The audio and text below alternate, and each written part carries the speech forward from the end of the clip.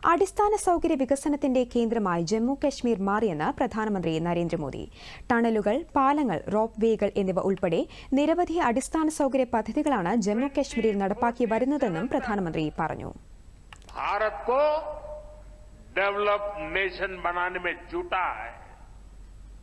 ये तभी हो सकता है जब हमारे देश का कोई भी हिस्सा, कोई भी परिवार तरक्की से, डेवलपमेंट से पीछे न छूटे.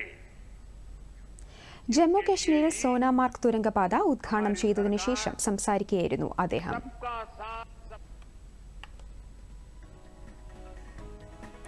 ചെനാ പാലം, സോജില തുരങ്കം, ഉധംപൂർ ബാരാമുള്ള റെയിൽ പദ്ധതി തുടങ്ങിയവയെക്കുറിച്ച് പ്രതിപാദിച്ച പ്രധാനമന്ത്രി 14 തുരങ്കങ്ങളുടെ നിർമ്മാണം പുരോഗമിക്കുകയാണെന്നും വ്യക്തമാക്കി.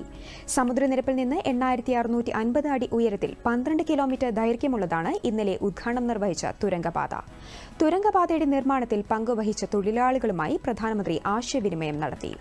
കേന്ദ്രമന്ത്രിമാരായ നിതിൻ ഗഡ്കരി, ജിതേന്ദ്ര സിംഗ്, ജമ്മു കശ്മീർ ലഫ്റ്റനന്റ് ഗവർണർ മനോജ് സിൻഹ, മുഖ്യമന്ത്രി ഒമർ അബ്ദുള്ള, മന്ത്രിമാർ, പാർലമെന്റ് അംഗങ്ങൾ, നിയമസഭാ അംഗങ്ങൾ, തുരങ്ക പദ്ധതി ഉദ്യോഗസ്ഥർ എന്നിവർ ചടങ്ങിൽ പങ്കെടുത്തു.